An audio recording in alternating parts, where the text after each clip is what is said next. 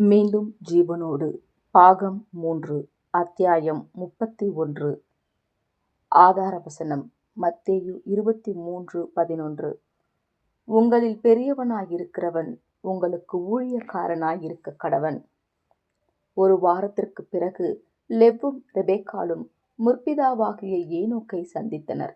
நீங்கள் எங்களிடம் செய்யும்படி கேட்டுக்கொண்ட பணியை ஏற்றுக்கொள்ளுவதற்கு நாங்கள் முடிவெடுத்துள்ளோம் என்று தங்களது விருப்பத்தை முற்பிதா ஏனோக்கிடம் தெரிவித்தனர். அறிவுறுத்தல்கள் மற்றும் விளக்கங்கள் எனும் தலைப்பு. நீண்ட காலமாகவே நாங்கள் இதை குறித்து யோசித்து வருகிறோம் என்று முற்பிதா ஏனோக்கு கூறினார். முதலாவதாக, ஹிட்லர் உயிர்த்தெழுந்து வரும்போது அவருக்கு உதவ ஜெர்மானியர்களில் ஒருவரும் ஆர்வமாக இல்லை. அவரை மறைமுகமாக விரும்பக்கூடியவர்கள் இன்னும் இருக்கின்றனர். அவ்வாறு விரும்புபவர்கள் ஹிட்லருக்காக அனுதாபம் கொள்ளுவார்கள். சிலர் அவருடன் தொடர்பு கொள்ளுவதற்கு வெளிப்படையாகவே விரும்பலாம். ஜெர்மன் ஜனங்களுக்கு அவர் சொல்லுண்ணா துன்பங்களை ஏற்படுத்தினார் என்ற உண்மை அனைவருக்கும் தெரிந்துவிட்டதால் இப்போது அவர் ஓர் வீழ்ந்த மாவீரனாகவே இருக்கிறார். உலகத்தை ஆள வேண்டும் என்பதற்கான அவரது கொடூரமான சட்டத்தின் விளைவாக மில்லியன் கணக்கானோர் மரித்தனர்.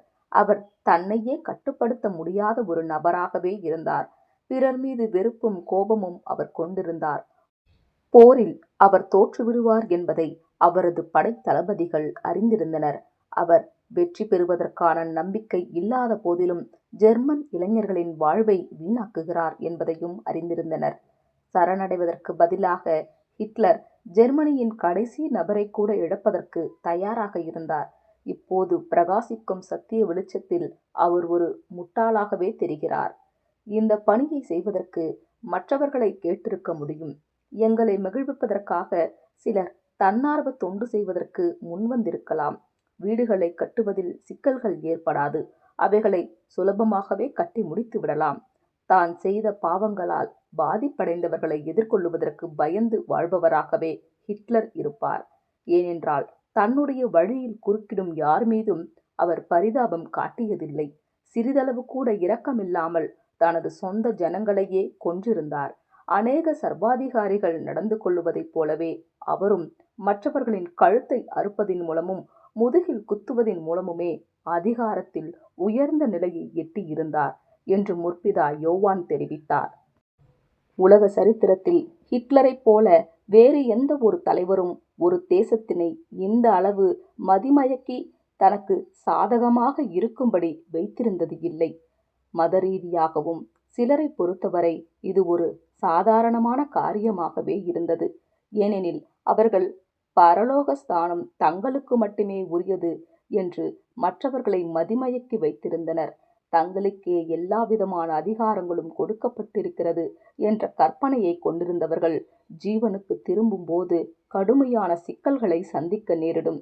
அவர்கள் தங்களது அதிகாரம், கௌரவம், செல்வாக்கு மற்றும் சலுகைகள் அனைத்தையும் இழந்தவர்களாக, தங்களது பாவங்களை தாங்கள் ஒப்புக்கொள்ள வேண்டும் என்ற கட்டாயம் உள்ளவர்களாகவே ஜீவனுக்கு திரும்புவார்கள் என்பதை மறந்துவிடாதீர்கள்.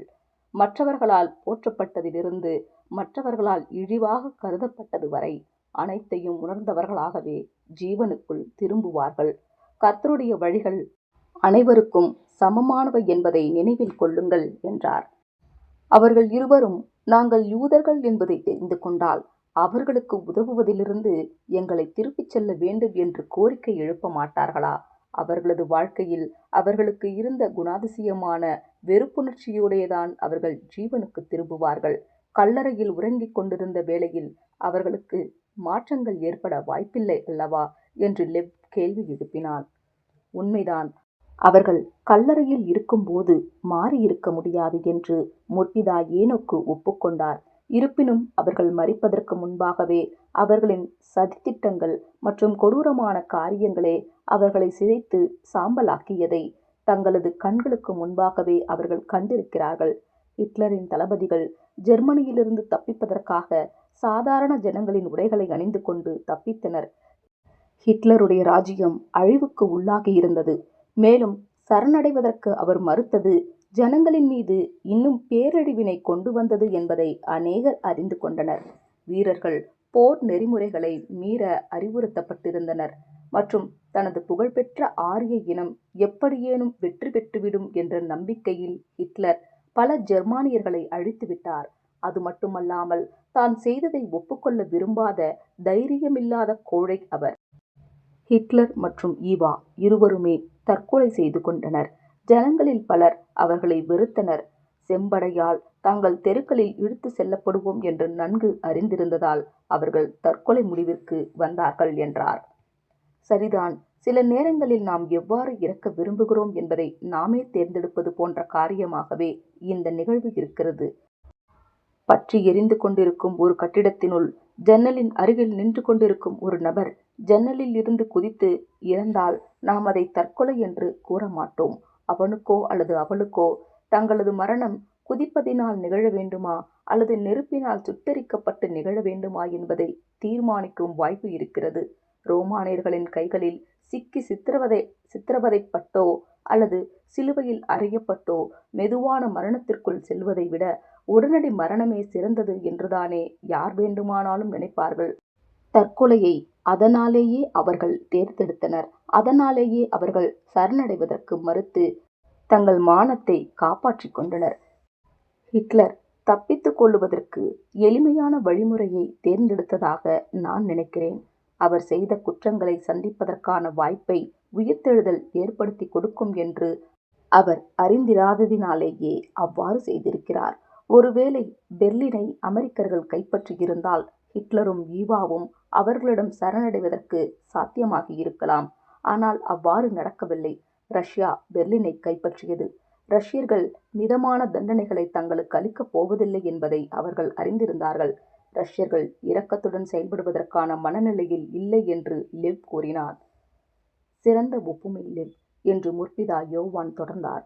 அதனாலேயே ஹிட்லருடைய கட்டுப்படுத்த முடியாத கோபத்தையும் ஆவேசத்தையும் கையாளக்கூடிய பகுத்தறியும் திறன் கொண்ட சிந்தை உங்களுக்கு இருப்பதாக நாங்கள் கருதினோம். இனி அவர் சர்வாதிகாரி அல்ல என்பதை உணரத் தொடங்கியவுடன் ஒருவேளை அவர் தெளிவாக சிந்திக்கக்கூடியவராக மாறலாம். அநேகமாக முதலில் தற்கொலை செய்து கொள்ளும் எண்ணம் கூட அவருக்கு இருக்கலாம். அவர் கொன்ற பல மில்லியன் கணக்கான ஜனங்களை சந்திக்க ஹிட்லர் கண்டிப்பாக விரும்ப மாட்டார்.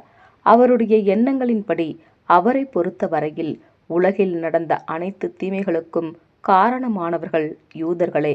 தன்னோடு இருந்து தன்னை கவனித்துக் கொள்ளுபவர் ஒரு யூதன் மற்றும் அந்த யூதன் தன்னை பொதுஜனங்களுக்கு முன்பாக அழைத்து சென்று பொதுஜனங்களின் வெறுப்பையும் கோபத்தையும் தான் பெற்றுக்கொள்ளுமாறு செய்யவில்லை என்பதை அறியத் தொடங்கும் வேளையில் ஹிட்லர் சற்று அமைதியடையலாம். இனி அவரது தொண்டர்களாக செயல்பட பாதுகாப்பாளர்கள் இருக்கப் போவதில்லை. அவர் சிறகுகள் பிடுங்கப்பட்ட பறவை போலவும் நகங்கள் வெட்டப்பட்ட விலங்கு போலவுமே இருப்பார். அவருடைய சத்தம் வெறும் சத்தமாக மட்டுமே இருக்கும் என்று முற்பிதா ஏனோக்கு கூறினார். ஹிட்லர் திரும்பவும் ஜீவனோடு வாழ்வதற்கான சிறந்ததொரு வாய்ப்பை வழங்குவதே நமது நோக்கம் ஆகும் என்று முற்பிதா ஏனோக்கு மேலும் கூறினார். அவர் வெறுப்புணர்ச்சி மிகுந்த மனிதராக இருந்தார்.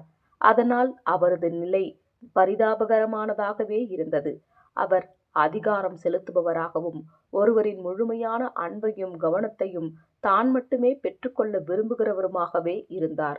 பயமுறுத்துபவராக, மற்றவர்களை தவறான முறையில் பயப்படுத்துபவராக இருந்தார். ஹிட்லர் எவ்வாறு பிரேத குழிக்குள் சென்றாரோ அவ்வாறே திரும்பி வருவார் என்பது நமக்கு தெரியும். மரணத்தில் அவர் நித்திரை கொள்ளும்போது எந்த மாற்றமும் நிகழாது என்றார். நாங்கள் உங்கள் இருவரையும் தேர்ந்தெடுத்ததற்கான காரணம் அன்புடனும் அதே வேளையில் கண்டிப்புடனும் ஒருவரை எவ்வாறு கையாள்வது என்பது உங்களுக்கு தெரியும் என்பதாலேயே ஆகும். நீங்கள் கடினமான சூழ்நிலையில் இருந்த நூற்றுக்கணக்கானவர்களையும் கையாண்டிருக்கிறீர்கள். உங்களை வெறுத்த மற்றும் துன்புறுத்த நினைத்தவர்களின் அன்பையும் நன்மதிப்பையும் பெற்று வெற்றி கண்டுள்ளீர்கள். ஹிட்லரும் ஈவாவும் ஜீவனுக்கு திரும்பும் ஆரம்ப வேளையில் நீங்கள் புதிய வழிமுறைகளை கையாள வேண்டி வரலாம். அவர்கள் இருவரும் எதையும் உங்களுக்கு கட்டளையிட நீங்கள் அனுமதிக்க கூடாது. அவர்கள் கிறிஸ்துவின் இரத்தத்தினாலேயே ஜீவனோடு இருக்கிறார்கள் என்பதை எவ்வளவு விரைவாக உணர்ந்து கொள்ளுகிறார்களோ அவ்வளவு நன்மையாக அமையும். பிற ஜனங்களை தவறான முறையில் பயன்படுத்தி அதிகாரத்தை பெற்றுக்கொள்ளும் பழைய அணுகுமுறை இனி வேலை செய்யாது என்று முற்பிதா யோவான் கூறினார். இந்த சவாலை வெற்றிகரமாக முடிப்பதற்கு மனித சுபாவங்களை குறித்து போதுமான அளவு அறிவினை நீங்கள் இருவரும் பெற்றிருக்கிறீர்கள் என்பது எங்களுக்கு தெரியும். நாங்கள் இதை சவால் என்றே கூறுகிறோம். ஏனென்றால் ஹிட்லர் போன்ற ஒருவருக்கு யதார்த்தமான வாழ்க்கைக்குள் வருவதற்கு உதவுவதற்கு நீங்கள் உங்களின் முழு திறமையையும் பொறுமையையும் செலவிட வேண்டியிருக்கும். இப்போது எந்த அதிகாரமும் இல்லாமல் உதவிக்கும் வழிகாட்டுதலுக்கும் உங்களை சார்ந்திருப்பது என்பது அவருக்கு வேதனையான ஒன்றாகவே இருக்கும். பல்லாயிரக்கணக்கான ஜனங்கள் அவரை வெறுப்பதையே தங்களது சந்தோஷமாக கருதுகிறார்கள் என்பதையும், அவரை காயப்படுத்துவதற்காகவோ கொலை செய்வதற்காகவோ சந்தோஷமாக தங்களின் உயிரையும் கொடுப்பார்கள் என்பதையும் அவர் கட்டாயம் அறிந்து கொள்ளுவார். ஆவிக்குரிய வல்லமைகள் மற்றவர்களை பாதுகாப்பதைப் போலவே எந்த சேதமும் ஏற்படாமல் இவர்களையும் பாதுகாக்கும் என்பதை ஹிட்லர் மற்றும் ஈவா ஆரம்பத்தில் அறிந்திருக்க வேண்டிய அவசியம் இல்லை. விரைவிலேயே அவர்கள் அதை குறித்து அறிந்து கொள்ளுவார்கள். ஆரம்பத்தில் அவர்களை ஓர் ஆக்ரோஷமான நாயை எவ்வாறு குட்டையான கயிற்றில் கட்டி இருக்க பிடித்து கொண்டு வழிநடத்த வேண்டுமோ அவ்வாறே வழிநடத்த வேண்டும். அமைதியானவராகவும் மற்றவர்களுடன் நாகரீகமாக நடந்து கொள்ளுபவராகவும் ஹிட்லர் மாறுவார் என்று நம்புகிறேன் என்று முற்பிதா ஏனோக்கு மேலும் கூறினார். ஈவாவை பற்றி என்ன எனும் தலைப்பு. ஹிட்லருடைய மந்திர சக்திக்கு கட்டுண்டவர் போலவே ஈவா இருந்தார். ஹிட்லரின் உண்மை காதலாக தான் இல்லை என்பது அவருக்கு தெரியும். இருப்பினும் ஹிட்லரின் துணை என்ற பாத்திரத்தை ஏற்றுக்கொண்டார். ஈவா ஏறக்குறைய ஹிட்லரைப் போலவே செயல்பட்டார். ஆனால் அதற்கான காரணம் ஜெர்மனி தேசத்தை ஆளுபவரும் மற்றும் விரைவில் முழு உலகையே ஆளுகை செய்பவராக மாறுவேன் என்ற நம்பிக்கையை ஹிட்லர் பெற்றிருந்தார்.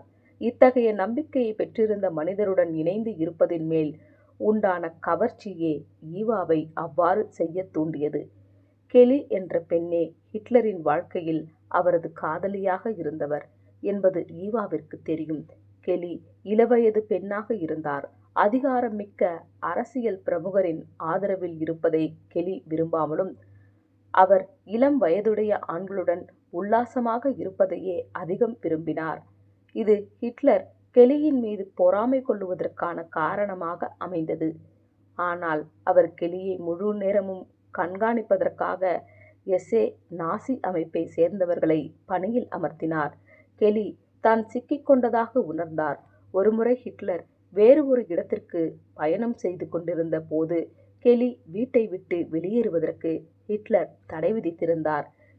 இதனால் கெலி தனது இருதயத்தில் தானே சுட்டுக்கொண்டு மரித்தார். அதனால் ஹிட்லர் மனமுடைந்தார். இதுவே ஹிட்லரை சோர்வடைய செய்தது. அதனால் கெலியின் நிழலாக ஈவா வாழும்படியானது. ஹிட்லர் போன்று தொல்லை கொடுப்பவராக ஈவா இருக்க மாட்டார். இருப்பினும் ஈவா தானாகவே சிந்தித்து செயலாற்றுவதற்கு சிறந்த ஒழுக்க நெறிமுறைகளில் அதிகமாக வளர்ச்சியடைய வேண்டும் என்று நினைக்கிறேன் என்று முற்பிதா ஏனோக்கு கூறினார். ஹிட்லர் ஒரு நோய்வாய்ப்பட்ட மனிதர் என்று உங்களுக்கு தெரியும் லெவ். அவர் முழுமையான ஜீவனோடும் ஆரோக்கியத்தோடும் திரும்புவார். ஆனால் அவருடைய குணலட்சணத்தை பொறுத்தவரை சற்று கடினத்தன்மை கொண்டவராகவே இருப்பார். இன்னும் முக்கியமாக சொல்ல வேண்டுமென்றால் அவருடைய வாழ்க்கையில் ஒரு குறிப்பிட்ட காலகட்டத்தில் அவர் பிசாசினால் ஆட்கொள்ளப்பட்டிருந்தார். ஹிட்லருடைய செயல்கள் சாத்தானின் செயல்களோடு இணக்கமாக காணப்பட்டதினாலேயே சாத்தான் ஹிட்லருக்குள் வேரூன்றி ஆழமாக ஆட்கொண்டான். இப்படியான செயல்கள் மிக அரிதாகவே நடக்கும். உதாரணமாக, இயேசு துணிக்கையை யூதாசிற்கு கொடுத்த பிறகு சாத்தான் அவனுக்குள் புகுந்தான். யோவான் 13:27. அதேபோல இன்னும் சிலரையும் சாத்தான் ஆட்கொண்டிருந்தான் என்று முற்பிதா ஏனோக்கு மேலும் கூறினார். ஆஸ்திரியாவில் உள்ள அவர் பிறந்த ஊரான பிரணாவ் என்னும் கிராமத்திலேயே ஹிட்லர் ஜீவனுக்குள் திரும்புவார். அவர் மீது பரிதாபம் கொள்ளும் அநேக ஆதரவாளர்களை அவர் பெற்றிருக்கிறார். ஆனால் அவர்களில் பலர் இப்போது ஆஸ்திரியாவில் இல்லை. ஹிட்லர் ஜெர்மனியில் ஜீவனுக்குள் திரும்பினார் என்றால் தங்களது அதிகாரத்தை தீய வழிகளில் பயன்படுத்தி மற்றவர்களை வெறுக்கவும் துன்புறுத்தவும் அவரால் தவறாக வழிநடத்தப்பட்ட அவரது பின்னடியார்கள் பலரை அவர் காண நேரிடலாம். மேலும் எந்த ஒரு தீமையான செயலிலிருந்தும் அவரை எளிதில் தடுக்க முடியும் என்றாலும் மற்றவர்களை வெறுக்கும் அவரது நச்சுத்தன்மையுள்ள பழக்கமானது இந்த ஆரோக்கியமான சமூக சூழ்நிலையில் அவர்கள் ஒருவரை ஒருவர் சந்திக்கும் போது இந்த தீய குணங்கள் தலை தூக்காமல் இருக்க வேண்டுமெனில் ஹிட்லர் ஜெர்மனியில் ஜீவனுக்குள் திரும்பாமல் இருப்பதே நல்லது. அவரது கல்லான இருதயத்தை சதையான இருதயமாக மாற்றுவதற்கு அவருக்கு முழுமையான மற்றும் நியாயமான வாய்ப்பு வழங்கப்பட வேண்டும். அவரால் மாற முடியும் என்றாலும் அவர் உணர்வற்ற மனசாட்சியை கொண்டிருப்பதால் மனம் மாறுவது என்பது கடினமானதொன்றாக இருக்கும். நீங்கள் விரோதம், கோபம் போன்ற குணங்களை உடையவர்களை சமாளிப்பதில் தனித்தன்மை பெற்றிருப்பதை வெளிப்படுத்தியுள்ளீர்கள், லெவ். அதனாலேயே நாங்கள் இந்த வேலையை செய்வதற்கு உங்களை தேர்ந்தெடுத்தோம் என்று முற்பிதா யோவான் தொடர்ந்தார். நாங்கள் இதை எவ்வாறு செயல்படுத்த வேண்டும்? ஹிட்லர் ஜீவனுக்கு திரும்பியுள்ளார் என்ற செய்தி அவரை வெறுப்பவர்களையும் அவர் மீது அனுதாபம் காட்டுபவர்களையும் வெளிச்சத்திற்கு கொண்டு வரும். தங்களது கைகளால் ஹிட்லரின் கழுத்தை நெரித்து அவரை கொல்லுவதை தங்களுக்கு கிடைத்த ஸ்லாக்கியமாகவும் அதற்காக மகிழ்ச்சியுடன் மரிப்பதற்கும் கூட தயாராக இருக்கும் ஜனங்களும் இன்னும் உள்ளனர். அந்த ஜனங்கள் அத்தகைய கொடூரமான இரக்கமற்ற வழிகளில் தங்களின் முழு குடும்பத்தையும் இழந்திருக்கிறார்கள். அவர்களுக்கு ஹிட்லர் போன்ற அயோக்கியன் மீண்டும் ஜீவன் பெற்றுள்ளார் என்பதை ஏற்றுக்கொள்ள முடியாது. நன்கு திட்டமிடப்பட்ட மரண முகாம்களை உருவாக்கியிருந்த மிக கொடிய மனிதனை எப்படி இந்த பூமியில் மீண்டும் ஜீவிக்க அனுமதிக்க முடியும்? இவ்வளவு கொடிய எண்ணம் கொண்டவர்களை இதுவரை நான் கையாண்டதில்லை. இவை எல்லாவற்றிற்கும் மேலாக நான் ஒரு யூதன்.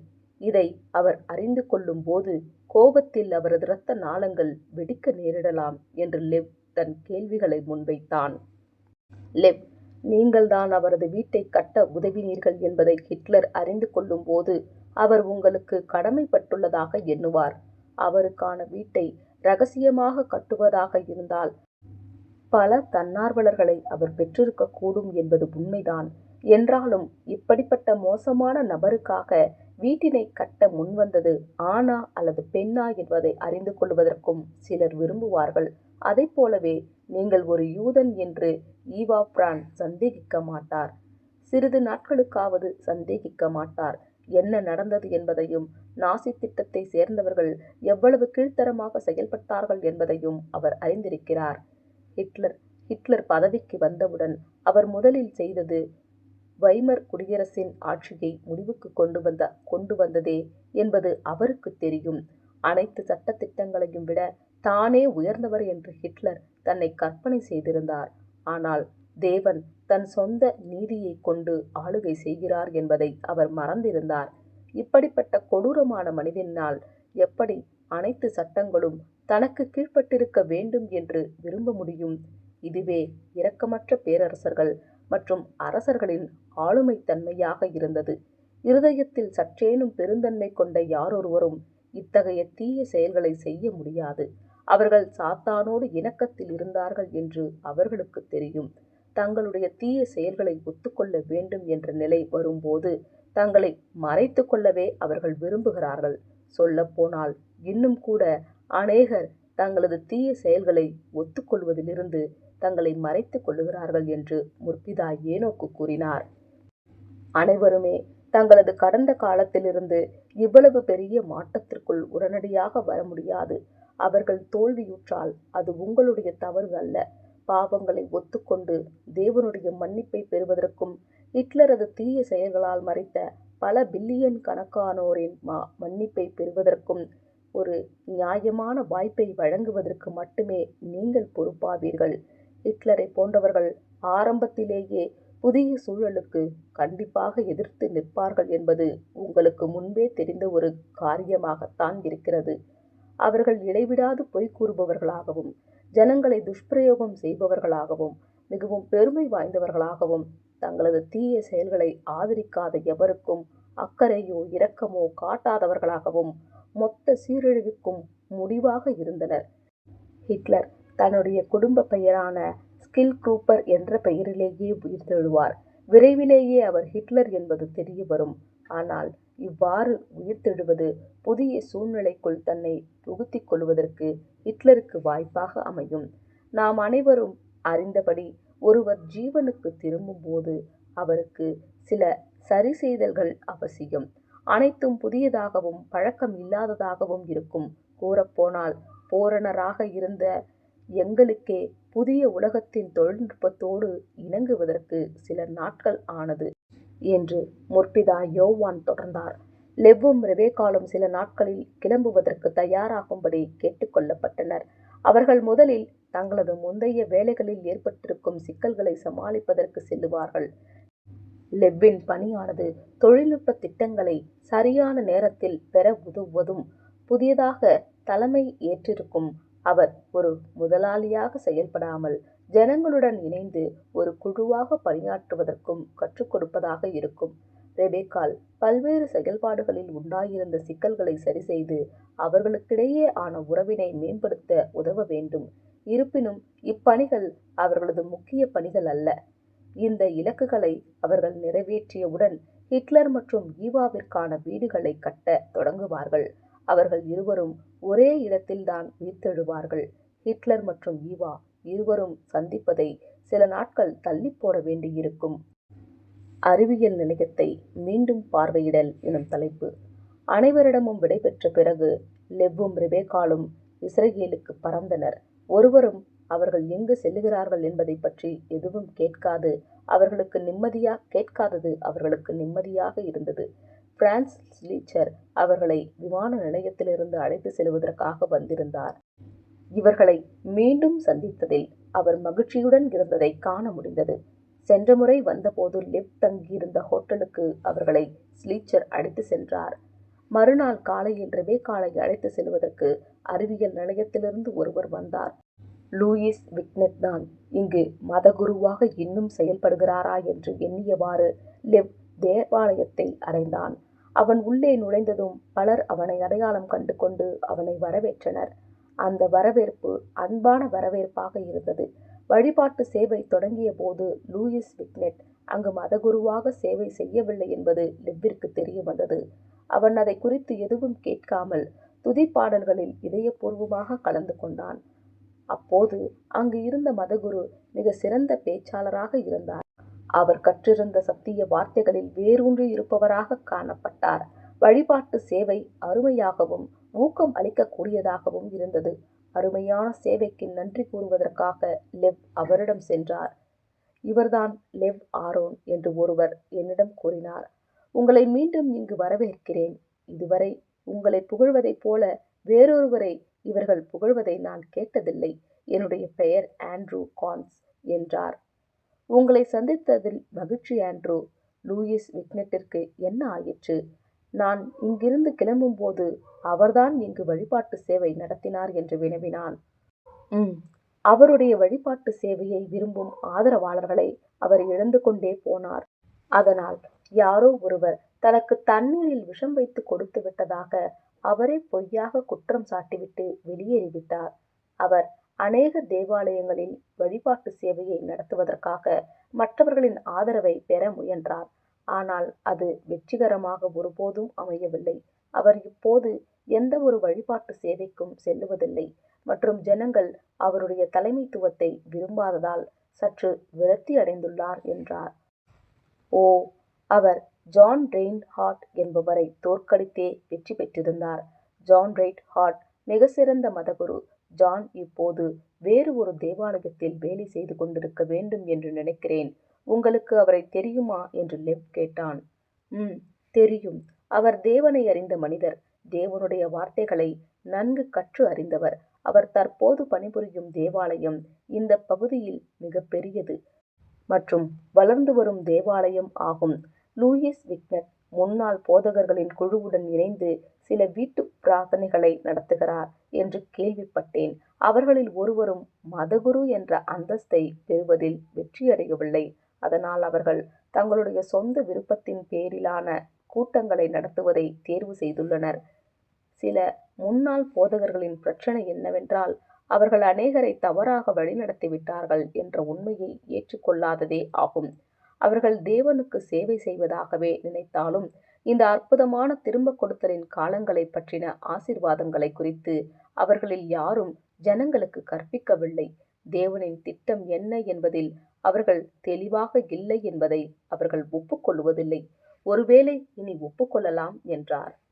சிறந்ததொரு ஐக்கியத்தை புதுப்பித்துக் கொண்டதற்கு பிறகு லெவ் அறிவியல் நிலையத்திற்கு சென்றான். அந்த காலை வேளையில் அழகை ரசித்தவாறே வேலை இடத்தை நோக்கி நடந்தான். அங்கிருந்த ஒவ்வொன்றும் உயிரோட்டமுடையதாயிருந்தது. அநேகம் பழைய நகரங்கள் அகற்றப்பட்டிருந்தன. அவைகள் தோட்டத்துடன் கூடிய தனி வீடுகளாக மாறியிருந்தன. நகரத்தின் புகைமூட்டமும் அழுக்கும் நீங்கியிருந்தது. நிலப்பரப்பு முழுவதையும் பல மரங்களும் பூக்களும் நிரப்பியிருந்ததால் அனைத்தும் மிகவும் சுத்தமாகவும் காட்சியளித்தன. ஹைட்ரஜனை கொண்டு ஓடும் புதிய கார்களும் ட்ரக்குகளும் சுற்றுப்புறத்தை தூய்மையாக்கியிருந்தன. எஃகு அல்லது உலோகம் தயாரிப்பதில் கூட அதிக வெப்பநிலையை கொண்ட ஹைட்ரோ ஆக்சிக் சக்தி பயன்படுத்தப்பட்டது. பழைய புகைமூட்டங்களும் மாசு பிடித்திருக்கும் மேகங்களும் மறைந்து இருந்தன. இருதயங்களை இவ்வளவு எளிமையாக தூய்மையாக்க முடியுமானால் எவ்வளவு நன்றாக இருக்கும் என்று நினைத்தவாறே லெவ் நடந்தான். ஜேசி கோமர் எனும் தலைப்பு. லெவ் சரியான நேரத்திற்கு அறிவியல் நிலையத்தை அடைந்தான். அலுவலக அறையை நோக்கி நடந்தபோது பலரால் இன்முகத்துடன் வரவேற்கப்பட்டான். ஒவ்வொருவரும் அவனிடம் வந்து அவனது கைகளை பற்றி குலுக்கி அவர்களுடைய அன்பை வெளிப்படுத்தினார்கள்.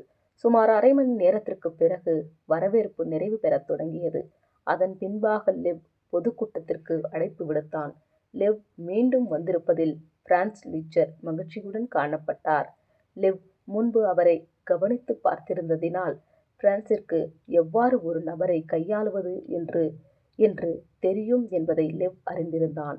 இருப்பினும் அவரால் கல்வியறிவை வளர்த்துக் கொள்வதற்கான படிப்பினையை தொடர முடியவில்லை என்பதால் மிகவும் சிக்கலான பிரச்சனை ஏற்படும் போது அதனை சமாளிப்பதற்கான தொழில்நுட்ப அறிவு அவருக்கு இல்லாதிருந்தது.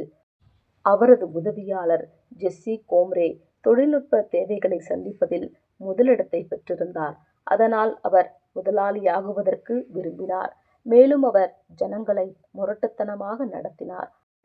முற்பிதாக்கள் இதனை கவனித்து அந்த பிரச்சனையை தீர்க்குமாறு லெவ்வை இங்கு அனுப்பினர். லெவ் அறிவியல் நிலையத்திற்குள் நுழைந்த தருணமே அங்கிருக்கும் பிரச்சனையை அவரால் உணர்ந்து கொள்ள முடிந்தது. கூட்டத்தினரிடையே அவர்கள் இதுவரையிலும் செய்த குறிப்பிடத்தக்க பணியை முதலில் பாராட்டுவதிலிருந்து லெவ் தனது பேச்சை தொடங்கினான்.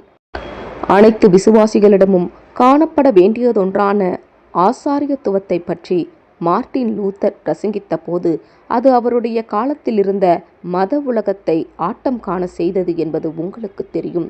ஒவ்வொரு தொழிலாளியுமே முதலாளிதான் என்று கூறுவதன் மூலமாக நான் உங்கள் அனைவரையும் அதிர்ச்சியடைய செய்கிறேன். இன்னும் சில வருடங்களில் நீங்கள் அனைவருமே இந்த தொழிற்சாலையை பற்றி அறிந்து கொள்ள வேண்டியவைகளை தெரிந்து கொள்ளுவீர்கள். அப்போது நீங்கள் தொழிற்சாலையை இயக்குவதற்கான உங்களது முறைகளை மாறி மாறி பெற்றுக்கொள்ளுவீர்கள். நமக்குள் எந்தவிதமான போட்டியும் ஏற்படாது. அனாவசியமான விமானங்களை நாம் உற்பத்தி செய்ய வேண்டிய அவசியம் அப்போது இருக்காது. நம்மிடம் போதுமான அளவு விமானங்கள் இருக்கும் என்பதால் நாம் அவ்வப்போது தொழிற்சாலையின் செயல்பாடுகளை நிறுத்துவோம் அல்லது வேலை நேரத்தை குறைத்து கொள்ளலாம். வரமும் சாபமும் வரலாற்றின் ஒரு பகுதியாக இருந்தது. அனைத்து காரியங்களையும் செய்வதற்கான சிறந்ததொரு அறிவை பரிசாக பெற்றவர்களாக அனைவரும் இருப்பதில்லை. ஆனால் இனி அனைவருமே சிறந்ததொரு அறிவை பெற்றுக்கொள்ளுவார்கள். இன்னும் ஒரு வருடத்திற்குள் ஒவ்வொருவருமே திரு லீச்சர் மற்றும் திரு கோமர் அவர்களின் வேலை செய்யும் திறனை நீங்களும் பெற முடியும். ஆனால் இந்த செயல்பாட்டினை பற்றின அனைத்து பாடங்களுக்கும் நேரம் கொடுத்து படித்தால் மட்டுமே அந்த திறனை பெற முடியும். இன்று உலகில் இயங்கும் அனைத்து தொழிற்சாலைகளும் ஜனங்களின் வசதிக்கும் பொது நலனுக்கும் தேவையானவற்றை தயாரிக்க பயன்படுகிறது. ஒவ்வொருவரும் தன்னிறைவு பெற்றவர்களாக இருக்கிறார்கள். அடிப்படை தேவைகளில் குறைவுள்ளவர்களோ ஏழைகளோ நோய்வாய்ப்பட்டவர்களோ பலவீனமானவர்களோ எவருமே இங்கு இல்லை என்று லெவ் கூறினான். தேவன் மனிதனை படைக்கும் போது அவனை பூமியின் ராஜாவாகவும் கீழான உயிரினங்கள் அனைத்தையும் ஆண்டு கொண்டு அவைகளுக்கு அதிபதியாகவும் இருக்கும்படியாகவே உண்டாக்கினார். அவர் மனிதனை சக மனிதர்களுக்கு அதிபதியாக உண்டாக்கவில்லை. பாவ நிலைமையே மலைகளுக்கு மேலாக அரண்மனைகளையும் மற்றும் பள்ளத்தாக்கில் வெறும் காலுடன் நடக்கும் விவசாயிகளையும் செல்வந்தர்களையும் ஏழைகளையும் பிரபுக்களையும் வேலைக்காரர்களையும் கொண்டு வந்தன. இப்போது மலைகள் உருகிப்போய் பள்ளத்தாக்குகள் உயர்ந்துள்ளன. இப்போதைய சமுதாயத்தில் மிகப்பெரிய அளவில் சரியான விதத்தில் சமன்பாடு ஏற்பட்டுள்ளது. இது அனைவரும் தேவனுடன் சிங்காசனத்தின் முன்பாக தேவனுடைய பிள்ளைகளாக நிற்கும் வரைக்கும் தொடரும் என்று லெப் கூறினான். நான் இங்கு 1 மாதமோ அல்லது 2 மாதமோ தான் இருப்பேன். நான் இங்கிருந்து சென்றதிலிருந்து நீங்கள் உண்டாக்கியிருக்கும் முன்னேற்றங்களை பார்க்கவும் மேம்படுத்தக்கூடிய பகுதிகள் இன்னும் ஏதேனும் உள்ளதா என்பதை சரிபார்க்கவுமே இப்போது இங்கு வந்துள்ளேன். நீங்கள் திறந்த மனதோடு உங்களின் பரிந்துரைகளை கூறுவீர்கள் என்று நான் நம்புகிறேன். நான் இங்கு இருந்தபோது உங்களில் பலருடன் இணைந்து பணியாற்றியிருக்கிறேன். எனக்கு கீழாகவே நீங்கள் பணிபுரிகிறீர்கள் என்ற எண்ணம் உங்களில் யாருக்கும் தோன்றும் விதமாக நான் நடந்து கொண்டதில்லை என்பது உங்களுக்கு தெரியும். நீங்கள் அனைவரும் உங்களுடன் இருக்கும் சக மனிதர்களுக்காகவும் பொதுவான நன்மைகளை அனைவரும் பெற்றுக்கொள்ள வேண்டும் என்பதற்காக தானாகவே முன்வந்து சேவை செய்கிறீர்கள். நாம் அனைவரும் கிறிஸ்துவுக்கே சேவை செய்கிறோம். உங்களில் பெரியவனாயிருக்கிறவன் உங்களுக்கு ஊழியக்காரனாய் இருக்க கடவன் என்று இயேசு பிரசங்கித்த கொள்கை இன்னும் உண்மையாயிருக்கிறது. இந்த போதனையை இன்று ஒரு நாள் மட்டும் நான் செயல்படுத்தி பார்க்க விரும்புகிறேன் என்றான். மேரி அன், நீங்கள் இங்கு அதிக நாட்களாக வேலை செய்கிறீர்கள். அதனால் மற்ற எவரையும் விட உங்களுக்கு இந்த தொழிற்சாலையின் செயல்பாடுகளை பற்றி நன்கு தெரியும். இன்று நீங்கள் நிர்வாக பகுதியில் வேலை செய்ய நான் விரும்புகிறேன். திரு கோமர், நீங்கள் இன்று ஒரு நாள் மட்டும் மேரி அன்னின் வேலையை செய்யலாம் என்று நான் எண்ணுகிறேன். மேரி அன் இதுவரை செய்த வேலையில் நீங்கள் இன்னும் ஏதேனும் முன்னேற்றங்களை செய்யலாமா என்று பாருங்கள். மேரி அன், திரு லீச்சர் மற்றும் நாங்கள் இருவருமே நீங்கள் செய்யும் பணியினை மேற்பார்வையிடுவோம். உங்களின் முடிவுகள் இருமுறை பரிசோதிக்கப்படும். ஏனென்றால் இந்த செயல்பாட்டில் எந்தவிதமான பிரச்சனைகளுக்கும் ஏற்படும்படியாக எங்களால் விட முடியாது. நீங்கள் மேரி அன்னின் பணியான மற்றவர்களுக்காக வேலைகளை நியமிப்பதை எவ்வாறு நிர்வகிக்கிறீர்கள் என்பதை மட்டும் அல்லாமல் பணியாளர்களின் பிரச்சனைகளை தீர்ப்பதில் உங்களது திறமையையும் நீங்கள் மற்றவர்களுடன் பேசும் முறைமையையும் கண்காணிப்போம். இன்று ஒரு நாள் மட்டுமே இந்த மாற்றம் இருக்கும். உங்களுக்கு ஏதாவது கேள்விகள் இருக்கிறதா? திரு கோமரிடம் லிவ் வினவினான். தன்னுடைய உயர் பதவியிலிருந்து விலகி சென்று அதைவிட வரவேற்பு குறைவான பணியை மேற்கொள்ள வேண்டும் என்பதை ஜெசி கோமர் விரும்பவில்லை என்பதை லெவ்வால் உணர முடிந்தது. ஜெசியின் முகம் சிவந்தது. மற்ற பணியாளர்களின் கண்களிலிருந்து தான் கீழானவளாக காணப்படுவார் என்பது போன்ற எண்ணம் அவரில் தோன்றிக் கொண்டிருந்தது. ஜெசி தன் வேலையிலிருந்து விலகுவதற்கு அரைமனதோடு இருப்பதைக் கண்டு லெவ் ஆச்சரியப்பட்டான். ஜெசி மற்றவர்களுக்கு கட்டளைகளை கொடுக்கக்கூடிய இப்பதவிக்கு இப்போதுதான் வந்திருந்தார். இந்த ஒரு நாள் பதவி இறக்கத்தை கூட அவர் விரும்பவில்லை என்று லெவ் கருதினான். மேரி அன் இதுவரை செய்த வேலையில் நீங்கள் இன்னும் ஏதேனும் முன்னேற்றங்களை செய்யலாமா என்று பாருங்கள் ஜெசி என்று லெவ் கூறினான். அவர் முணுமுணுத்தவாறு மேரி அன்னுடைய இருக்கைக்கு சென்றார். லெவ் கொடுத்த வேலையை செய்வதில் மேரி அன் முதலில் கொஞ்சம் குழப்பத்துடன் காணப்பட்டார். ஏனென்றால் எந்தெந்த வேலைகளை முதலில் முடிக்க வேண்டும் என்று அவருக்கு தெரியவில்லை. ஆனால் பிரான்ஸ் லீச்சர் எவ்வாறு செய்ய வேண்டும் என்று அறிந்திருந்ததினால் அவர் மேரி அன்னிற்கு உதவினார். அன்னிற்கு தொழில்நுட்பம் சார்ந்த அனைத்து விவரங்களும் தெரியாது. அதனால் அதன் விவரங்களை லெவ் அவருக்கு எடுத்துரைத்தார். ஒரு சில மணி நேரங்களுக்குள் அனைத்து விஷயங்களையும் புரிந்து கொண்டு அன் வேலைகளை சீராக செய்ய தொடங்கினார். மதிய உணவு இடைவேளையின் போது லெவ் ஜெசியை தன்னுடனும் பிரான்சுடனும் இணைந்து கொள்ளுமாறு அழைத்தார். ஜெசி தனது விரக்தியை அடக்கிக் கொண்டு வெறுப்போடு சம்மதித்தார். இந்த வேலையை விட்டு சென்று தனது மனதிற்கு நிம்மதியை தேடிக்கொள்ளலாமா என்ற ரீதியிலான போராட்டம் அவரது சிந்தையில் ஓடிக்கொண்டிருக்கிறது என்பதை லெவ்வால் காண முடிந்தது. இது ஒரு நாள் மட்டுமே என்ற காரியமே அவரை வேலையில் தக்க வைத்து கொண்டிருந்தது. அவர் பெற்றிருந்த உயர் பதவி அவருக்கு மிகவும் பிடித்திருந்தது. எவ்வாறு அன்போடு வேலை செய்ய வேண்டும் என்பதை கற்றுக்கொள்ளல் எனும் தலைப்பு. மதிய உணவு இடைவேளையில் லெவ் ஜெசிக்கு கொடுக்கப்பட்ட பணியின் தொழில்நுட்பத்தை ஜெசி புரிந்து கொண்டதற்காக அவரை பாராட்டினான். அவர் நிமிர்ந்து லெவ்வை பார்த்து, திரு ஆரோன், இன்று நீங்கள் என்னை பெரிய அளவில் சிறுமைப்படுத்தி உள்ளீர்கள். இந்த சிறிய பாராட்டினால் நீங்கள் என்னை சமாதானப்படுத்திவிட முடியும் என்று நினைக்கிறீர்களா? நான் இன்றே இங்கிருந்து சென்றிருப்பேன். மேலும் திரும்பி வருவதை பற்றி யோசித்திருக்க கூட மாட்டேன் என்பதை நான் உங்களிடம் தெரிவித்தே ஆக வேண்டும் என்றார். ஏன் உங்களோடு வேலை செய்யும் சக மனிதர்களுக்கு சேவை செய்ய நீங்கள் விரும்பவில்லையா? பின்பு எதற்காக தொழில்நுட்பத்தில் இருக்கும் ஒவ்வொரு விவரங்களையும் கற்றுக்கொள்வதற்கு அதிக நேரம் செலவு செய்தீர்கள்? இப்போது உங்களது திறமையையும் அறிவையும் காட்டுவதற்கான வாய்ப்பை பெறும்போது ஏன் இங்கிருந்து கிளம்ப நினைக்கிறீர்கள் என்று லெவ் கேட்டான். காரணம் இருக்கிறது திரு லெவ் ஆரோன். அறிவுத்திறனுக்கு இங்கு அவசியம் இல்லை என்று எனக்கு தோன்றுகிறது. நீங்கள் என்னுடைய அறிவையும் திறனையும் குறைக்க செய்கிறீர்கள் என்றார். நல்லது, இதுதான் உங்களது இறுதி முடிவு என்றால் அதற்காக நான் வருந்துகிறேன். உண்மையை விட சிறந்தது எதுவும் இருக்க முடியாது. இந்த தொழில்நுட்ப செயல்பாட்டினை நடத்துவதற்கு தேவையான அனைத்து தகவல்களும் எனக்கு தெரிந்திருந்தது மட்டுமே நான் இங்கு வந்ததற்கான ஒரே காரணமாகும். அனைத்து தகவல்களையும் தெரிந்து கொள்வதற்கான ஸ்லாக்கியத்தை இங்கிருக்கும் ஒருவரும் பெற்றிருக்கவில்லை. இந்த தொழில்நுட்பமே அனைத்திலும் முன்னணி தொழில்நுட்பமாக உள்ளது மற்றும் மிக சிலருக்கு மட்டுமே இது குறித்து தெரியும். அத்தகைய ஸ்லாக்கியம் பெற்றவர்களில் நானும் ஒருவன். நான் இஸ்ரேலில் உள்ள எனது வசதியான வீட்டை விட்டு எந்தவித ஊதியமோ வெகுமதியோ இல்லாமல் இங்கு வந்துள்ளேன். என்னுடைய சக மனிதர்களுக்கு சேவை செய்வது எனக்கு கிடைத்த ஸ்லாக்கியமாகும்.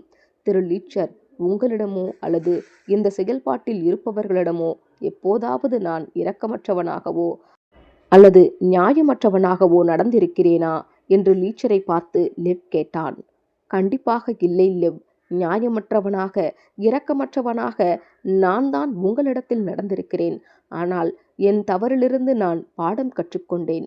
அன்றிலிருந்து இதுவரையிலும் நான் ஏதேனும் நியாயமற்றவனாகவோ இரக்கமற்றவனாகவோ நடந்திருக்கிறேனோ என்பதை சரிபார்க்காமல் ஒரு நாளும் இருந்ததில்லை என்பதை உங்களிடம் தெரிவிக்க விரும்புகிறேன். நித்திய காலம் என்பது முடிவில்லாமல் நீண்டதாய் இருப்பதால் பழைய உலகின் தீமைகளை தொடர்ந்து இங்கு செய்து கொண்டிருக்க முடியாது என்றார். நான் கேட்கலாம் என்றால் உங்களிடம் ஒன்றை கேட்க விரும்புகிறேன். ஜெஸ்ஸி, மேரி அண்ட் இதுவரை செய்த வேலையில் இன்னும் மேம்படுத்த வேண்டும் என்ற வகையில் நீங்கள் ஏதாவது கண்டுபிடித்தீர்களா என்று லெவ் கேட்டான். உண்மையில் இல்லை. நான் தான் சில விஷயங்களை குழப்பிக்கொண்டேன் என்று நினைக்கிறேன். காலை வேளையின் பெரும்பாலான நேரத்தை அதை சரி செய்வதற்கே நான் செலவிட்டேன். எப்படியாயினும் என்னை அந்த வேலையில் உட்படுத்தியது நியாயமற்றது. அந்த வேலையை மேம்படுத்துவதற்கான வழிமுறையை கண்டறிவது மிக கடினம். நான் அந்த வேலையினை கற்றுக்கொள்வதற்கு சிரமப்படலாம் என்பது உங்களுக்கு தெரியும். இப்படி என்னை தாழ்த்துவதில் உங்களுக்கு என்ன மகிழ்ச்சி என்று எனக்கு தெரியவில்லை என்று ஜெசி கூறினார். ஜெசி, இவ்வுலகில் நான் செய்ய விரும்பும் கடைசி வேலை இதுதான். யார் ஒருவரையும் தாழ்த்தி பார்ப்பது என்பது மோசமான செயல் என்று எனக்கு தெரியும். நான் ஏன் அதை போன்றதொரு பயங்கரமான செயலை செய்ய வேண்டும்? மேரி அண்ணின் வேலையை செய்யவோ அல்லது அதை மேம்படுத்தவோ உங்களால் முடியாது என்பதை நன்கு அறிந்தே நான் உங்களை அதை செய்ய முயற்சிக்குமாறு கேட்டுக்கொண்டேன். எல்லாவற்றிற்கும் மேலாக அவர் இந்த வேலையை பல நாட்களாக செய்து கொண்டிருக்கிறார் மற்றும் அவரது வேலையில் அவர் மிகவும் திறமையானவர். இருப்பினும் மேரி அண்ட் இதுவரை செய்த வேலையை நீங்கள் பாராட்டுவதற்காவது கற்றுக்கொண்டீர்களா என்று நான் உங்களிடம் கேட்கலாம் அல்லவா என்று லெவ் வினவினான். ஆமாம், அவர் என்ன செய்திருக்கிறார் என்பதையும் எவ்வளவு நன்றாக செய்திருக்கிறார் என்பதையும் இப்போது நான் நன்றாக உணர்ந்திருக்கிறேன் என்று ஜெஸ்ஸி கூறினார். ஒவ்வொருவரும் அவரவர் வேலையை செய்வதே இந்த செயல்பாட்டின் அனைத்து காரியங்களும் நிறைவேறுவதற்கு காரணமாயிருக்கிறது. ஒவ்வொருவரும் முக்கியமானவர்களே. குதிரை காலணி ஆணியின் கதையை நினைத்து பாருங்கள். ஓர் ஆணி தொகுப்பின் இழப்பானது சங்கிலி தொடரான இழப்பினை உண்டாக்கி அதன் முடிவில் பேரழிவிற்கு வழிவகுக்கும். உங்களது தலைமைத்துவத்தின் கீழாக பணியாற்றிய 10 மதிப்புமிக்க நபர்கள் பணியிலிருந்து வெளியேறியுள்ளனர் என்பது உங்களுக்கு தெரியுமா ஜெசி? இது பணியில் இடையூறையும் மற்றவர்கள் மீது பெரும் சுமையையும் ஏற்படுத்தியிருக்கிறது.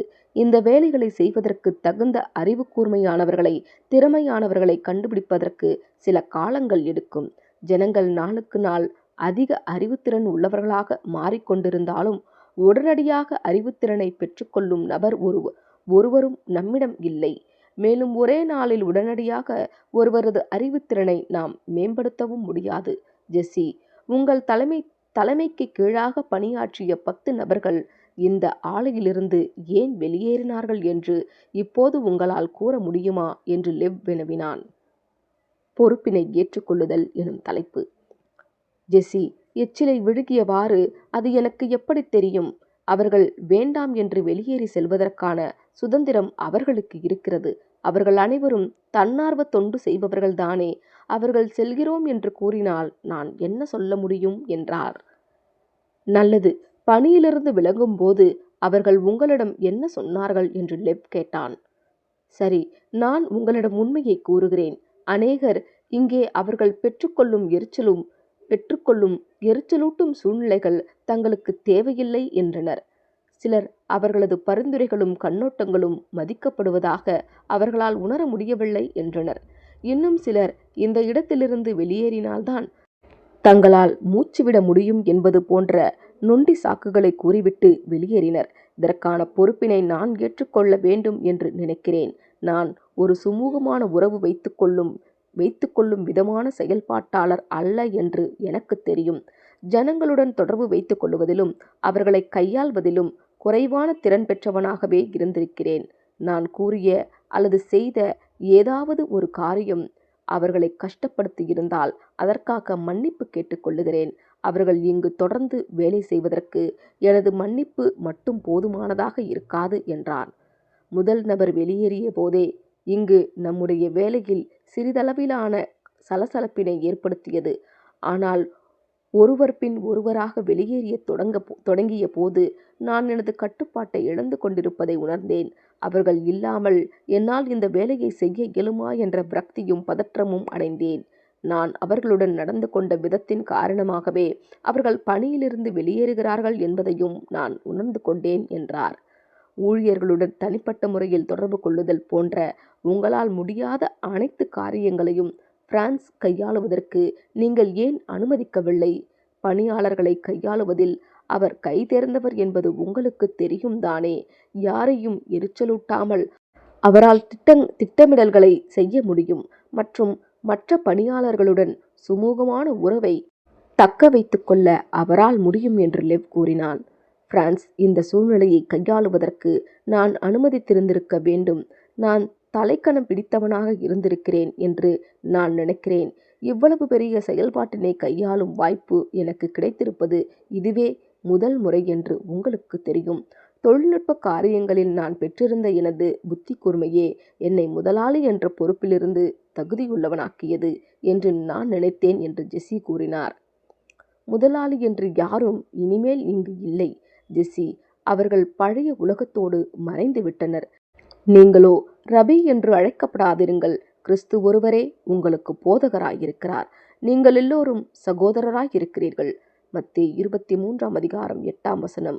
நாம் ஒருவருக்கொருவர் அன்புடன் ஊழியம் செய்ய வேண்டும். அவர்கள் அனைவரும் வெளியேறியதற்கான எளிமையான காரணம் என்ன தெரியுமா? நீங்கள் அவர்களுடன் அன்புடன் நடந்து கொள்ளாததே. ஒருவர் தவறு செய்யும் போது நாம் அவரிடம் கடுமையாக நடந்து கொள்ள வேண்டும். அவர்கள் தங்களால் இயன்றதை செய்து கொண்டிருக்கும் போது கடுமையாய் நடப்பது என்பது சரியல்ல என்று லெவ் கூறினான். லெவ் கூறுவது சரிதான் என்று கூறியவாறு பிரான்சும் பேச்சில் இணைந்து கொண்டார். நான் இங்கு பணிபுரிபவர்களை ஏமாற்ற முயன்றபோது லெவ் என்னிடம் கடுமையாக நடந்து கொண்டார் என்பதை உங்களிடம் கட்டாயம் தெரிவிக்க வேண்டும். அவ்வாறு லெவ் செய்தது சரிதான். ஏனென்றால் நான் மிகவும் மோசமாக நடந்து கொண்டேன். என்னுடைய தவறான நடத்தையிலிருந்து நான் மாறுவதற்கு அவர் உதவினதின் காரணமாகவே லெவ் எனக்கு சிறந்த நண்பனாக மாறினார். நான் என்னுடைய தவறுகளை திருத்திக் கொண்ட போது லெவ்வினுடைய தயவினாலே நான் மீண்டும் இங்கு பணிபுரிவதற்கு அழைக்கப்பட்டேன். அவர் இங்கிருந்து கிளம்பிய போது எல்லோருடைய கண்களிலும் கண்ணீர் நிறைந்திருந்தது. லெவ் ஒரு புத்திசாலி மற்றும் அவர் அனைவருடைய உணர்வுகளின் மீதும் அக்கறை கொண்டிருந்தார். அவர் தொழிற்சாலைக்குள் நுழையும் போது அனைவரிடமும் காணப்பட்ட மகிழ்ச்சியை நீங்கள் கவனித்தீர்களா? அவர்கள் உண்மையாகவே மகிழ்ந்தார்கள். ஒரு நண்பனை பெற வேண்டும் என்றால் நீங்கள் ஒரு நண்பனாக இருக்கவும் வேண்டும். ஒருவர் தவறுகள் இழைக்கும்போது லிவ் ஒருபோதும் கோபம் கொண்டதில்லை. யார் மீதும் பழி சுமத்தவும் முயன்றதில்லை. எல்லா தவறுகளையும் அவரே ஏற்றுக்கொள்ளுவார். எல்லா புகழ்ச்சியையும் மற்றவர்களிடம் கொடுத்து விடுவார் என்றார்.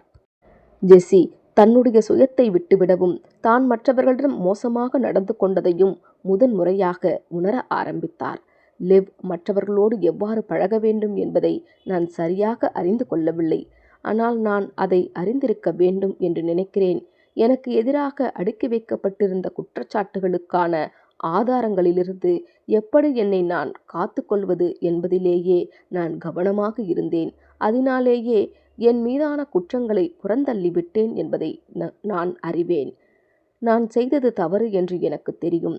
இவர்கள் அனைவரும் வெளியேறுவதற்கு நான் தான் காரணம் என்று ஓரளவிற்கு எனக்கு தெரிந்திருந்தாலும் என் நடத்தையை மாற்றிக்கொள்ள முடியாத அளவிற்கு நான் மிகவும் பிடிவாதமாயிருந்தேன். முதலாளியாக இருக்க வேண்டும் என்று நான் மிகவும் விரும்பியவனாக நான் இருந்திருக்கிறேன் என்று நினைக்கிறேன். முதலாளியாக இருக்க எனக்கு தகுதியில்லை என்று கூறும் அளவிற்கு என்னை நானே கீழிறக்கிக் கொண்டேன். லிவ், நீங்கள் விரும்பினால் நான் என் ஸ்தானத்திலிருந்து விலகி விடுகிறேன். நான் குற்றம் சுமத்தப்பட வேண்டியவன்தான். என்னை தற்காத்து கொள்வதற்கு என்ன கூற முடியும் என்று ஜெஸ்ஸி கேள்வியோடு நிறுத்தினார். ஜெஸ்ஸி, உங்களது ராஜினாமாவை நான் ஏற்றுக்கொண்டால் நீங்கள் செய்த தவறை விட பெரிய தவறை நான் செய்தவன் ஆவேன். உங்களிடம் இருக்கும் தொழில்நுட்ப அறிவு இப்போது இங்கே அதிகம் தேவைப்படுகிறது. இன்னும் 6 மாதங்களுக்கு பிறகு இங்கு வேலை செய்பவர்கள் கற்றுக்கொள்வதற்கு தங்களை உட்படுத்தினால் உங்கள் அளவிற்கோ அல்லது அதற்கும் மேலாகவோ தொழில்நுட்ப அறிவை பெற்றுக்கொள்ளலாம். இப்போது உங்களது அறிவு எங்களுக்கு மிகவும் அவசியமான ஒன்று. இங்கு பணியிலிருந்து சென்றவர்களும் நமக்கு தேவை. நீங்கள் சில மாற்று வேலையாட்களை பெற்றிருக்கிறீர்கள். இருப்பினும் இன்னும் சில புதிய வேலையாட்களை தெரிந்து கொள்ள வேண்டியிருக்கிறது. நான் அவர்களை திரும்பவும் பணிக்கு வரும்படி அழைத்தால் நிர்வாக திறன்களை கற்றுக்கொள்வதற்கு நீங்கள் கூடுதலாக முயற்சி செய்வீர்கள் அல்லவா? அதனை விடவும் முக்கியமாக நீங்கள் செய்ய வேண்டியது என்னவென்றால் சேவை செய்பவர்களை நேசிப்பதும் அவர்களை மதிப்பதும் பாராட்டுவதும் தான். நீங்கள் அவ்வாறு செய்கிறீர்கள் என்பதை அவர்களுக்கு காட்டுவதே மிகச் சிறந்ததொரு செயலாகும். நீங்கள் சரியான மனநிலையில் இல்லையென்றால் பிரான்சிடம் சூழ்நிலைகளை கையாள கேட்டுக்கொள்ள வேண்டும் என்பதில் உறுதியாக இருங்கள். நமக்கு இங்கு முதலாளிகள் தேவையில்லை. இங்கு பணிபுரிபவர்கள் அனைவரும் ஒருவரோடு ஒருவர் நண்பர்கள் போல் பழக வேண்டும். அனைவரும் ஒன்றாக முன்னேற வேண்டும் என்றான். அவர்களிடம் இங்கிருந்து செல்ல வேண்டாம் என்று நான் கூறினேன். ஆனால் அவர்களை கருத்தில் கொள்ளாமல் என்னை நல்லவனாக காட்டிக் கொள்வதற்காகவே நான் அவ்வாறு கூறினேன் என்பது அவர்களுக்கு தெரியும் என்று நினைக்கிறேன். நான் பல தன்னார்வலர்கள் வெளியேறிய போது நான் மோசமானவனாக இருந்தேன் என்பதை தெரிந்து கொண்டேன். அவர்களை இருக்கும்படி கேட்டுக்கொண்டதற்கான உண்மையான காரணம் என்னை பற்றிய மற்றவர்களின் அபிப்பிராயத்தை காத்து கொள்வதற்காகவே ஆகும். நான் இவர்களை பற்றி கவலை கொள்ளவில்லை என்பதை நான் ஒத்துக்கொள்கிறேன். லிவ், என் பெற்றோர்கள் இருவரும் பிரிந்து வாழ்ந்தனர். நான் பிளவுபட்ட குடும்பத்திலிருந்து வந்தவள். எனக்கு 6 வயது இருக்கும் போதே என் பெற்றோர்கள் விவாகரத்து செய்து கொண்டனர். என் அப்பா என் அம்மாவை மட்டுமல்ல என்னையும் சேர்த்தே விவாகரத்து செய்து விட்டார் என்று நினைக்கிறேன். ஒரு தந்தையாக அவர் தனது பிள்ளைகளுக்கு கொடுக்க வேண்டிய அனைத்திலிருந்தும் தவறிவிட்டார். நான் வளர்ந்த போதும் அவர் என்னை அழைத்ததும் இல்லை, எனக்கு கவனம் கொடுத்ததும் இல்லை. என் அம்மா ஒரு சிறந்த பெண்மணி. ஆனால் எனக்கு தேவையானவற்றை எனக்கு வழங்குவதற்கான கடினமான வேலையை செய்து கொண்டிருந்தார். அதனால் அவரால் எனக்கான நேரம் செலவிட முடியவில்லை. அதனால் என்னை நானே வளர்த்து கொண்டேன். எனக்கு சமூக நலன்கள் குறித்து அறிவு குறைவு என்று எனக்கு தெரியும் என்றார். ஜனங்களை கையாளுவதற்கான சிறந்த புத்தகம் எனும் தலைப்பு. ஜனங்களை எப்படி கையாள்வது என்பதை அறிந்து கொள்வதற்கு நான் உங்களுக்கு ஒரு புத்தகத்தை பரிந்துரைக்கலாமா என்று லிவ் வினவினான். என்ன, நான் அதனை கண்டிப்பாக வாசிக்கிறேன் என்று ஜெஸ்ஸி கூறினார். வேதாகமம் என்று லிவ் பதிலளித்தான். ஜெஸ்ஸி சற்று திடுக்கிட்டு பார்த்தார். ஆமாம், குறிப்பாக புதிய ஏற்பாடு என்று லிவ் கூறினான். அனைவரும் நமக்கு நண்பர்களாக இருக்க வேண்டும் என்று நாம் விரும்பினால் நாம் அனைவரையும் நேசிக்க வேண்டும் என்று நான் புதிய ஏற்பாட்டில்தான் கற்றுக்கொண்டேன். இப்போது எப்போதேனும் உங்களை பதிலுக்கு நேசிக்காதவர்களையும் நீங்கள் நேசிக்கும் நிலை வரலாம். அன்பை பலவீனமானதாகவும் பெருந்தன்மையை முட்டாள்தனமாகவும் பார்க்கும் யூதாஸ் போன்றவர்கள் ஆங்காங்கே இருக்கத்தான் செய்கிறார்கள். எப்போதாவதுதான் அவர்களை போன்றவர்களை நீங்கள் சந்திப்பீர்கள். இந்த யுகத்தில் அவர்களை போன்றவர்கள் குறைய ஆரம்பித்து விட்டனர். ஜனங்களை குழப்புவதற்கு சாத்தான் இங்கு இல்லை. நீங்கள் ஒருவரை நாயைப் போல் நடத்தினால் அவர் உங்களை கடித்தால் ஆச்சரியப்பட வேண்டாம் என்று லிவ் கூறினான். பைபிள் எனக்கு எந்த தீங்கும் செய்யாது என்று ஜெசி சந்தோஷத்துடன் பதிலளித்தார். இன்றே நான் பைபிளை படிக்கவும் அதனை அறிந்து கொள்ளவும் ஆரம்பிக்கிறேன். எந்த ஒரு மதத்தை பற்றிய அறிவும் இல்லாதவனாகவே நான் வளர்ந்தேன். அறிவே ஆற்றல் என்று எண்ணியதால் என்னால் எவ்வளவு முடியுமோ அவ்வளவையும் கற்றுக்கொள்ள வேண்டும் என்பதே எனது சிந்தனையாக இருந்தது. அது எனக்கு கை கொடுத்தது. நான் பள்ளியில் நல்ல மதிப்பெண்களை பெற்றேன். மற்றவர்களிடமிருந்து நான் என்னை தனித்துவமாக காட்ட எனக்கு தெரிந்த வழி இதுதான். எனக்கு தெரிந்த வழியில் என்னை வேறுபடுத்தி காட்டவே நான் இன்னும் விரும்புகிறேன். எப்படி அன்பு செய்வது என்று எனக்கு தெரியவில்லை என்று நான் நினைக்கிறேன் என்றார்.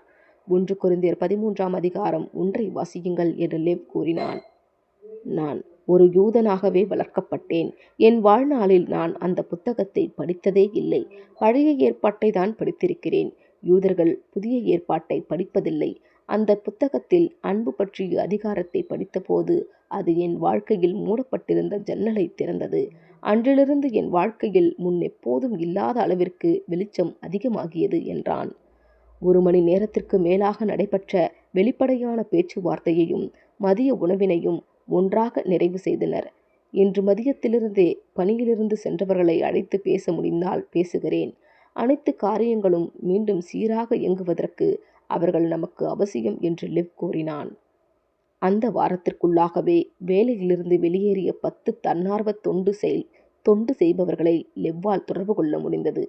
லெவ்விடமிருந்து அழைப்பு வந்ததில் அவர்கள் மகிழ்ந்தார்கள். பலர் அவரை சந்திக்க விரும்பினர். நெருக்கடியில் இருக்கும் நிறுவனத்திற்கு உதவ முன்வருமாறு லெவ் அவர்களுக்கு பரிந்துரைத்தார். அவர் அலுவலகத்தை நிர்வகிக்கும் வரை தாங்கள் வருகிறோம் என்று கூறி ஒருவர் பின் ஒருவராக அனைவரும் வேலைக்கு திரும்பினர். அதற்கு அடுத்த வாரம் லெவ் அவர்கள் ஒவ்வொருவரையும் தனிப்பட்ட முறையில் சந்தித்து அவர்களுக்கு வாழ்த்து கூறினார். அனைவரும் உற்சாகத்துடன் காணப்பட்டனர். அதிலும் ஜெசி அதிகமாக உற்சாகத்துடன் காணப்பட்டார்.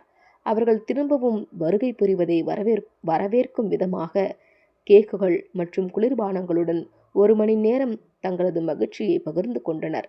கொண்டாட்டம் முடியும் தருவாயில் ஜெஸ்ஸி எழுந்து நின்று, நான் உங்கள் அனைவரிடமும் மன்னிப்பு கேட்க வேண்டும்.